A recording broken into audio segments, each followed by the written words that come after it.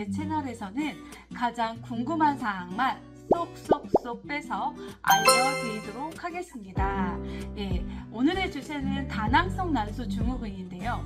다낭성 난소 증후군의 근본 뿌리, 원인을 개선해야지만 다낭성 난소 증후군의 증상이 좋아질 수 있거든요. 그렇기 때문에 오늘은 개선사항, 예방이 무엇인지까지 알려드리도록 하겠습니다. 제가 차의과대학교 통합의학대학원에서 석사 과정 중에 있는데 생활습관의학을 공부 중에 있습니다. 그렇기 때문에 제가 생활습관 개선하는 부분까지도 확실히 알려드리도록 하겠습니다. 그럼 바로 다낭성 난소 증후군에 대해서 들어가도록 하겠습니다. 혹시 피부과 가셔도 여드름이 낫지 않는 분 계신가요? 그리고 여기 입술 위에 인중에 유독 털이 많으신 분, 팔, 다리에도 털이 많아서 제모를 해야 하시는 분 계신가요? 그리고 조금만 먹어도 살이 잘 찌시는 분 계신가요? 그러신 분 있다면 오늘 영상 끝까지 한번 봐주세요. 다낭성 난소 증후군이란 무엇일까요? 원래 정상적인 생리 사이클을 보면 정상 난소에서 하나의 나포가 한 2cm까지 자란 후에 배란을 일으켜요. 배란되고 난 다음에 2주 후에 생리를 무조건 시작합니다. 이것이 생리의 정상 사이클인데요. 근데 다낭성 난소를 가지신 분들은 작은 난포가 동시에 여러 개가 출발을 해요. 그 여러 개 동시에 출발했을 때 하나가 무조건 배란을 일으켜야지만 생리를 시작하거든요. 근데 하나도 제대로 성장을 못하는 거예요. 배란이 이루어지지 않아서 생리를 안 하는 거죠. 그래서 무월경이 초래가 됩니다. 그리고 다낭성 난소에서는 난성 호르몬이 분비가 증가되어 있습니다. 이 난성 호르몬이 증가가 되면 우리 몸에 건강에 좋지가 않아요. 건강 이상의 여러 가지 증상을 초래하게 되거든요. 그래서 이 남성 호르몬 분비가 하나가 문제가 되고요. 산부인과에서 초음파를 보면 난소에 2에서 9mm의 작은 난포가 난소 하나에 12개 이상 관찰이 돼요. 우리 모든 여성은 난소가 2개거든요. 그럼 여기에도 작은 난포들이 12개 이상 관찰되고 이쪽에도 작은 난포가 12개 이상 관찰되는 거예요. 그래서 남들보다 난소에 작은 난포들이 굉장히 많이 있어요. 그림을 보면요. 정상 난소, 정상 난소가 하는 일 제가 설명드렸죠. 처음에는 이렇게 작은 난포 하나가 점점 동그랗게 된 게 점점 크는 거 보이죠? 점점 자라서 하나가 배란이 됩니다. 이렇게 배란이 이루어지고 난 다음에 2주 있다가 생리를 시작하는데 다낭성 난소 증후군 볼게요. 다낭성 난소 증후군은 이렇게 작은 난포들이 굉장히 난소에 많이 있는 거예요. 여러 개 중에 하나가 매달 잘 자라야 되거든요. 근데 매달 자라지 않는 거예요. 난포 하나가 자라는데 한 달이 걸리기도 하고요. 한 달 동안 난포가 자라서 배란이 된다고 칠게요. 그러면 제가 2주 있다가 생리한다고 했잖아요. 한 달 30일 동안 난포를 키우고 난 다음에 2주 있다, 14일 있다 생리를 하면 45일 주기가 되는 거죠. 그래서 나는 남들보다 45일 만에 생리를 하는 경우가 있는 거예요. 옆에서 다낭성 난소 초음파 사진이거든요. 이 검정색 주머니 보이시죠? 검정색 주머니, 이게 포도알처럼 동글동글하게 되어 있는 게 난포고요. 다낭성 난소 증후군이 있으신 분들은 이렇게 초음파 상으로 이렇게 보입니다. 그렇다면 다낭성 난소 증후군이 왜 생기는 걸까요? 약간 타고남이 있거든요. 태어날 때부터 타고남이 있는데 원인이 명확하지 않다고 되어 있지만 지금 인슐린 저항성이 가장 중요한 기전으로 보고되고 있어요. 다낭성 난소 증후군에서는 인슐린이 굉장히 중요한데요. 왜 인슐린이 중요하면 아까 난소에서 남성 호르몬이 많이 증가되어 있다고 했잖아요. 근데 이 다낭성 난소 증후군은 인슐린 저항성과 굉장히 연관성이 있고, 이 인슐린은 난소에서 남성 호르몬 생성과 분비를 자극합니다. 그렇기 때문에 인슐린 저항성이 있으신 분들은 난소의 남성 호르몬 수치가 올라가 있고, 그거로 인하여서 난포가 잘 자라지 않고 배란이 잘 되지 않는 거예요. 그렇다면 이 인슐린 저항성이 있으신 분들은 유전적인 경향, 타고남이 한 70% 정도 있다고 합니다. 그래서 인슐린 대사, 이 남성 호르몬, 스테로이드 호르몬 대사와 유전자와 관련이 있다고 보고되고 있어요. 이렇게 유전적인 타고남이 있지만 충분히 생활 습관을 개선하면 좀 개선이 될 수 있거든요. 혹시 내가 다낭성 난소 증후군인가? 라는 3대 증상이 있습니다. 3대 증상이 보면 아시아와 유럽 쪽, 미국 이쪽이랑 증상이 약간 차이가 있는데, 제가 설명하는 거는 저희가 아시아잖아요. 그래서 아시아 여성들에게 흔히 발생되는 3대 증상에 대해서 알려드리도록 합니다. 비만이 있고요. 다낭성 난소 증후군은 계속 살이 쪄요. 잘 살이 빠지지 않고, 그 다음에 불규칙한 월경, 무월경, 이번 달에 생리가 없어요. 그리고 여드름이 자주 납니다.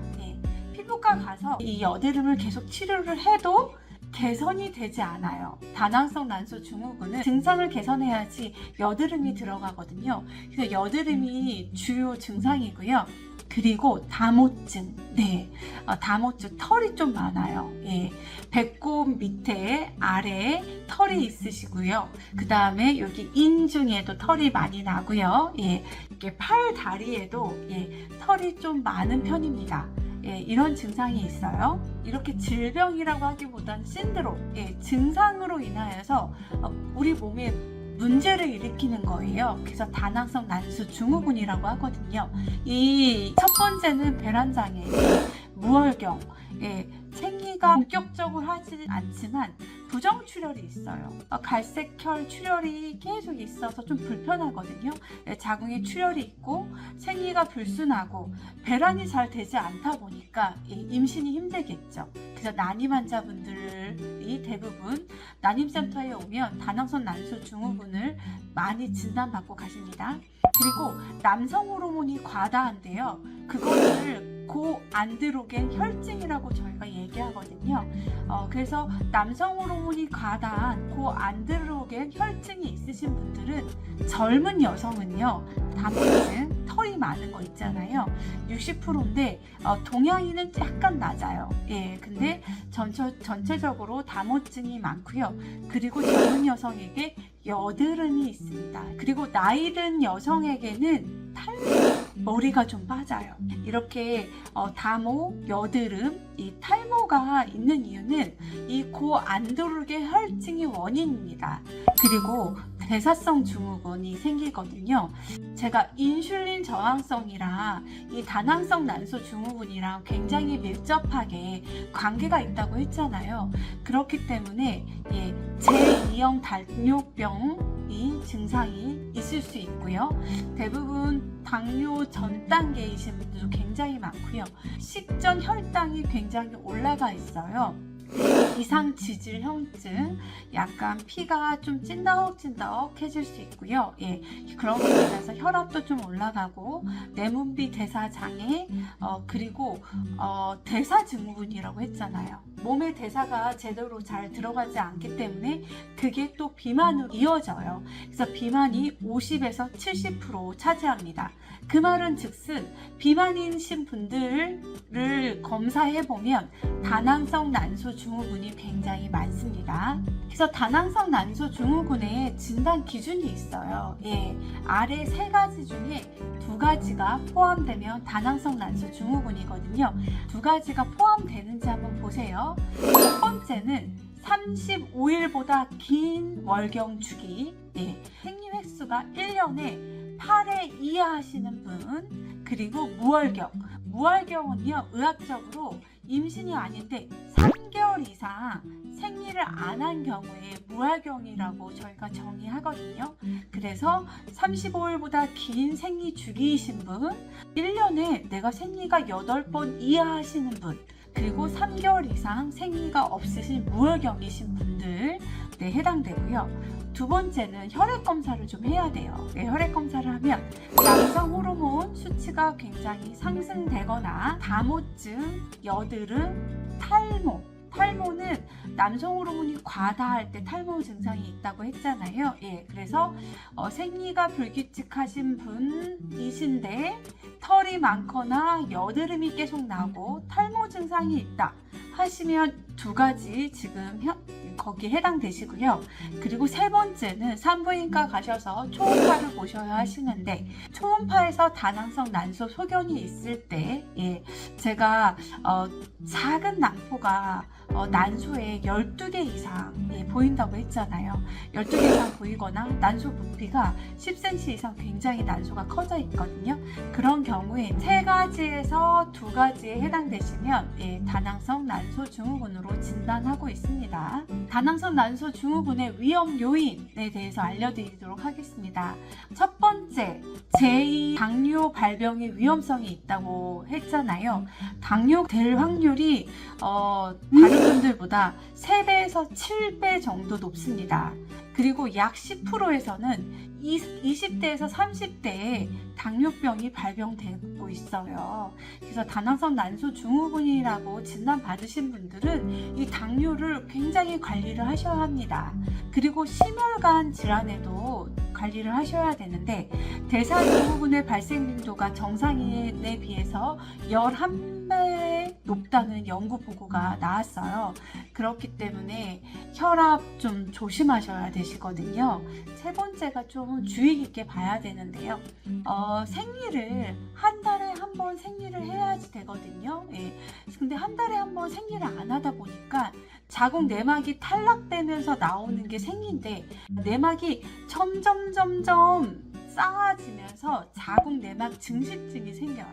그리고 이렇게 무혈경이 지속되면 자궁 내막 증식증이 생기다 보면 이 내막이 계속 증식되고 밖에 안 나가고 거기에서 쌓이면 그 세포 변이가 발생됩니다.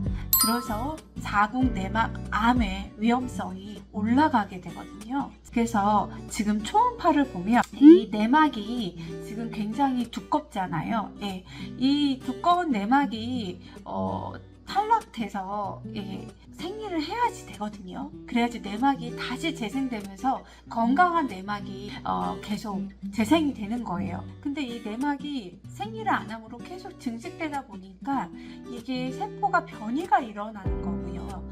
그래서 그게 변이가 계속되면은 자궁 내막 암으로 가기도 합니다. 그래서 40, 50대에서 이 내막이 너무 두꺼우시면 이거를 자궁 내막 조직 검사를 병원에서 하게 되거든요. 그래서 자궁 내막 암이 발생될 수 있기 때문에 다낭성 난소 증후군은 관리를 해야 돼요. 관리를 해야 되는 질병이거든요.